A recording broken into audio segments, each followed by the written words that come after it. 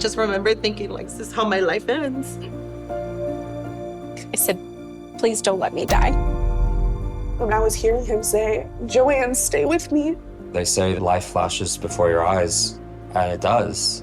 Every person in that room deserved to walk home, and we lost 5 that night.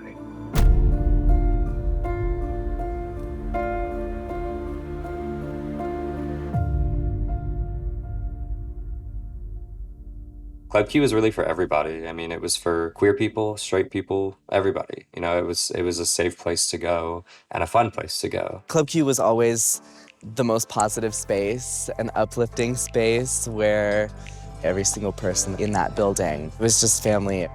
Even the bartenders greeted you like they've known you for years. It was just the warmest environment where we could come and be authentically ourselves. I think everyone deserves to feel that way, no matter your creed or your nationality, religion, you know, sexuality, anything. Everybody deserves somewhere to go. I was new to Colorado and I was here with an ex-partner and I'm like, where are the gays? I need to find the gays. So a quick Google search brought up Club Q and I went there and I wanted to be a part of it so bad. I wanted to work there. I wanted to contribute to it. And at that time, it was like really out of my shell to work somewhere like that. But I knew it would be good for me. I knew it would be growth and it would allow me to embrace myself. We have always been allies of the LGBTQ+ community. We have participated in the Pride Parade. We've been very loud and proud about our message. We have pride year-round. We go out in our community, we be a part of our community, and we love on our community. And that's most important. It was really the one spot where that community could gather and feel safe. Club Q at the time represented a safe space where they could be themselves and they could really express themselves and have a great time without fear. Daniel was a shining star, just the most incredible human being who appreciated the most beautiful of smallest things. And to me, he was kind of my other half, that person I'd been looking for my whole life to complete me. I'm so thankful to have been loved and to have loved him. Derek was, I mean it in the most respectful, loving way, and he would not disagree. He was very sassy, and he was very full of life and attitude. I mean, attitude for days, but behind all that, he had this massive heart, and he would literally give someone the shirt off his back. Daniel and Derek were pillars. They were the heart and soul of Club Q. And when I went to clock in that night, I didn't think I'd be the only one to clock out.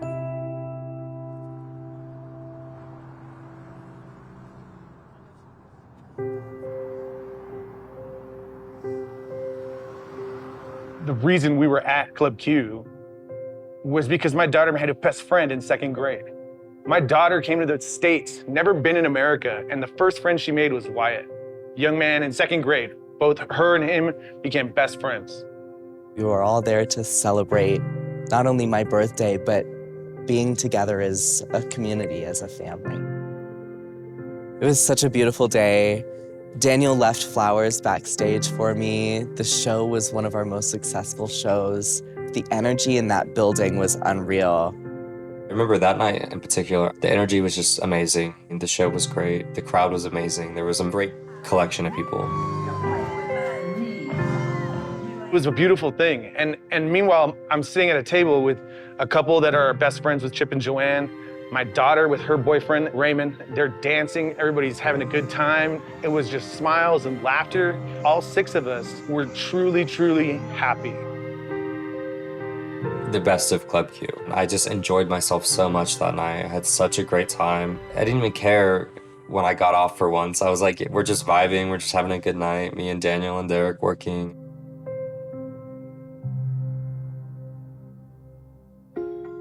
The girls were dancing, me and Chip were sitting at the table, and Raymond had gone to the bar.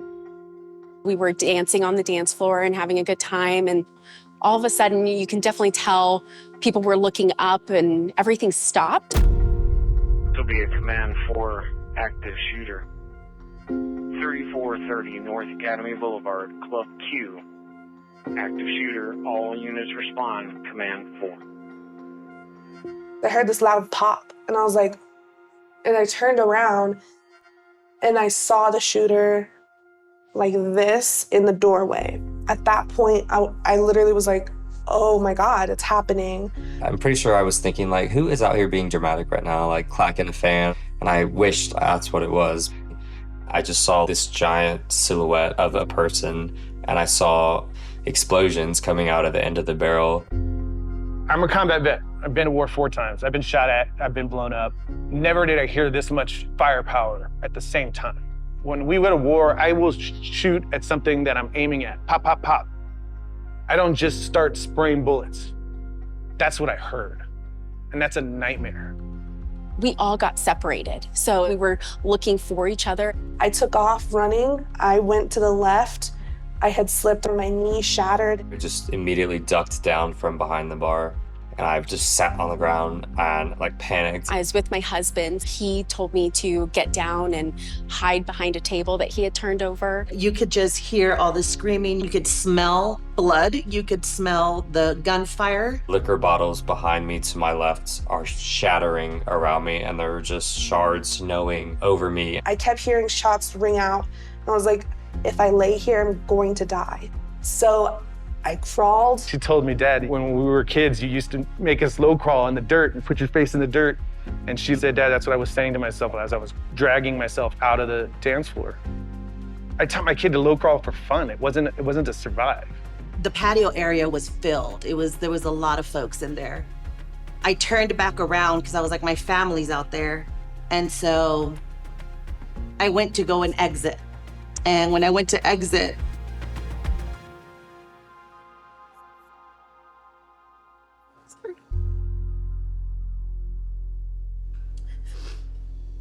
as I'm approaching the exit, I saw the muzzle of the gun come in. And I just remember thinking, like, that's it, like that this is how my life ends.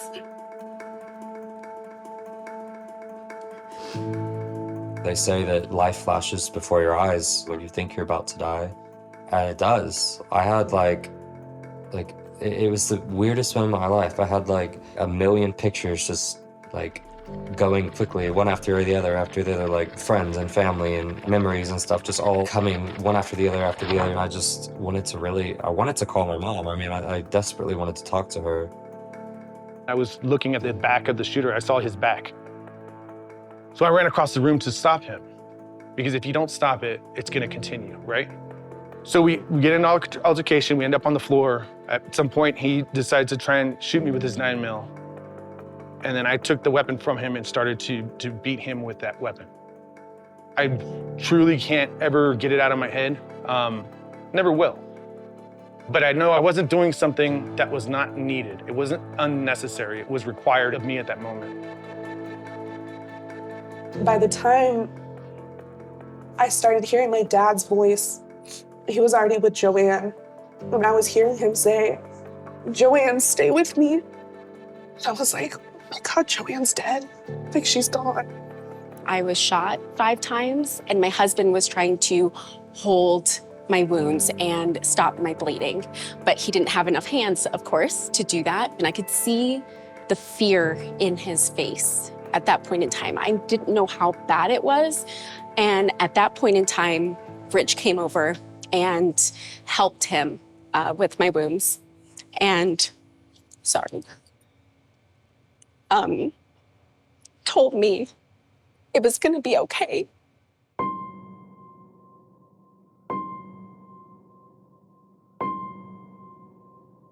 I saw Joanne was in a very bad way. Chip was yelling at me to help her because he was in a bad way.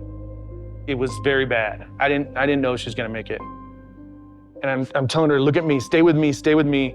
And she was trying to look at Chip, and I couldn't let her look, because that was where her wounds were. And I didn't want her to go into more shock than she already was. So I kept turning her head. And I had the cop put a tourniquet on her arm, and put a tourniquet on her leg, put another tourniquet on her arm. And then I had him put them on Chip. And before that, they put the tourniquet on Chip. Chip was reaching for Joanne and said, I'm putting your hand in Chip's hand. He's holding your hand right now. I didn't know she could feel her arm. But I put her hand in his hand so that they could have that moment, because me and Chip, looking each other in the eye, did not know if she was gonna make it. I remember, like paramedics and police coming in and taking all the injured people out. And we were in the ambulance and traveling to the hospital. And I have 2 little kids. And I told the medic, please don't let me die. And I remember that so vividly and holding him because I was so scared. I immediately FaceTimed my mother. That phone call is horrific to have to make that. I'm grateful I had to call her because I thought I would never speak to her again. I just had never heard her so quiet. She was just there, and that's what I needed at the time. Just needed her there. It wasn't until I saw my daughter and I heard her screaming, and that's when I snapped out of it. And then I saw my husband, and he was covered in blood, and I didn't know anything about Raymond.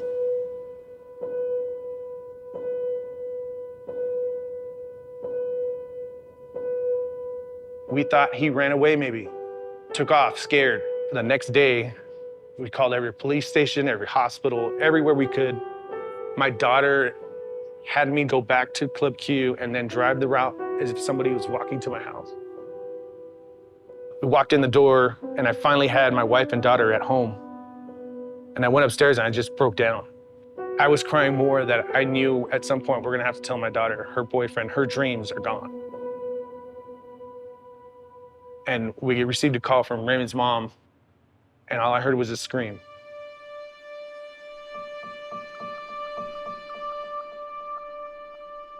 Anyone who knew him knew how great of a friend he was, and he would drop anything to help anyone, which was very special to me.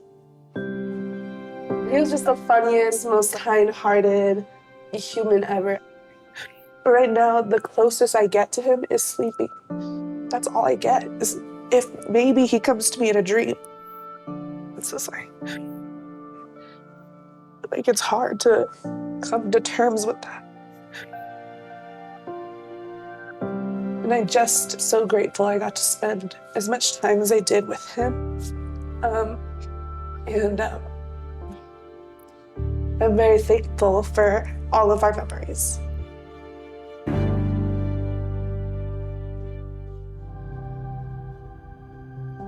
We live this, this is our life now.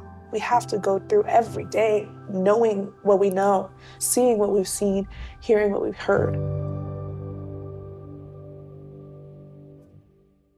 Trauma spreads. 17 people were shot in that club and 5 people were killed. So you've got 5 families of 5 people that are now deeply wounded and missing somebody. And then you've got kids of some people, you've got parents, sisters of 17, and it keeps going. I was in the hospital for about 29 days and went through 10+ surgeries, 4 skin grafts. They thought I wouldn't have an arm at that point in time.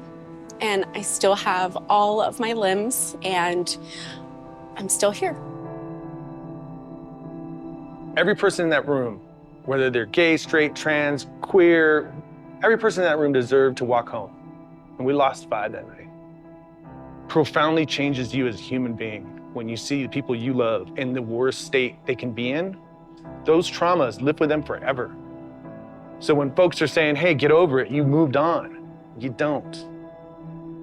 It's devastating because now I see these mass shootings happen regularly in America, and you wake up and it's breaking news every morning, like a high school or an elementary school. Violence is a terrible, terrible thing, and I just wish we could work together as a country to move past this and not accept this as the norm when it should not be the norm.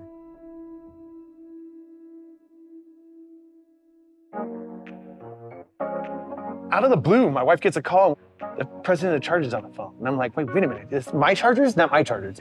And they said apparently, when I got interviewed by the New York Times, behind me is my old Chargers banner in my garage. And apparently all the fans and the players, everybody was telling the team, we got to do something to this guy. And so they afforded us the opportunity to go to a game. And they brought us out to see the team. And the Chargers lined up. And we didn't expect this. We were out there looking at the practice field, and they finished practice, and they start walking over. And I thought, hey, we're going to wave, they're going to walk by. The whole team lined up. And all of a sudden, I'm shaking every hand of the Chargers players. Holy crap! It's the Bosa, man. What's going on? Sebastian, Rich, nice to meet you, man. Oh, hey, the kid. It's the kid, man. It's the kid. Nice to meet you. Thank you very much. To see him out there and kind of all hyped up, for me, it was that this was like a childhood dream for this cat. It was incredible. They treated us, I mean, like royalty. And every single player came out and shook our hands.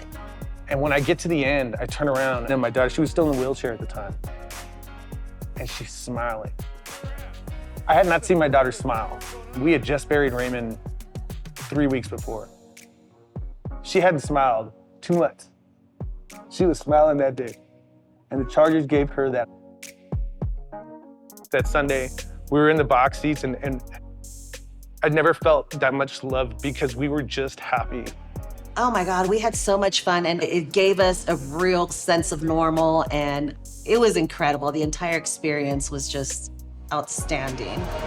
In recognition of his heroic actions, please welcome Richard to the field as LaDainian Tomlinson will now present him with a very special surprise. Richard, you are going to Super Bowl 57!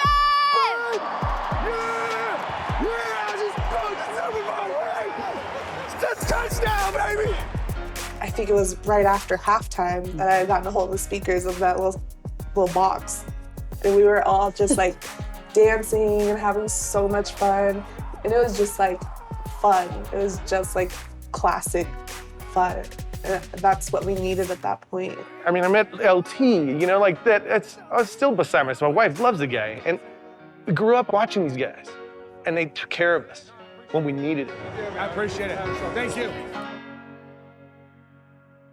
The story of the innocent in the land of the brave, the colors of the wind, they will speak their names, a cry of the broken to be made free. If the truth is unspoken, how can we make them see?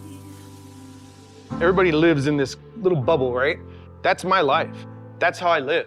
But if I can look at somebody else and understand their perspective on life, that's where I feel being an ally is. I just support. I am who I am. I'm always gonna be that person. But I also respect other people's cultures. Being an ally is not necessarily trying to be something else. It's only about understanding someone else's perspective.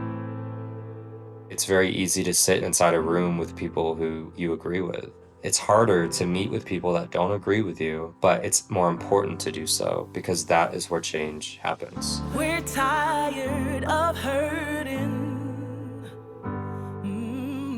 Our hearts keep on bleeding.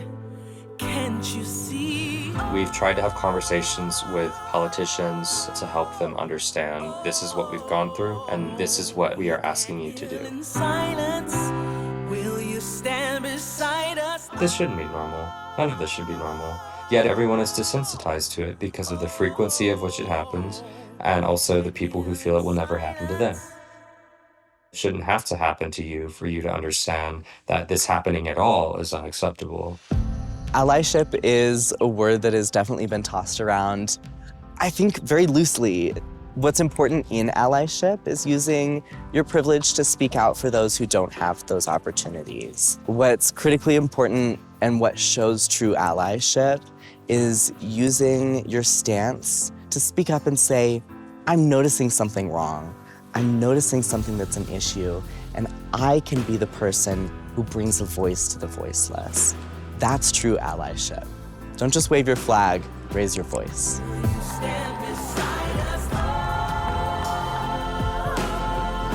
You know, when folks come in here and they want to know what diversity it's on tap means, it's inclusion altogether. It's bringing together folks from varying social, ethnic, gender, sexual orientation, all those differences. That's what makes us all so beautiful. My biggest thing in opening up this brewery is to provide and create a safe space for everyone. When we call ourselves an ally, I believe we truly are allies. We are the first brewery in Colorado Springs to walk in pride That was in 2018. Like, girl, catch up. Come on. Where are y'all? Like, we are year-round with this. It's not throwing a rainbow on a beer and calling it a day. And I think that's so important. And I think that that is what being an ally is. So I would hope that people would look at my table and the 6 of us that were sitting there. Young black kid, Mexican couple, Puerto Rican woman, white kid. We were all one happy group. And all of us were straight in an LGBTQ club. That's what matters. Be part of the community, wherever that community is. Go see it, expose yourself to it. Say hello to someone you never said hello to before and find out who they are.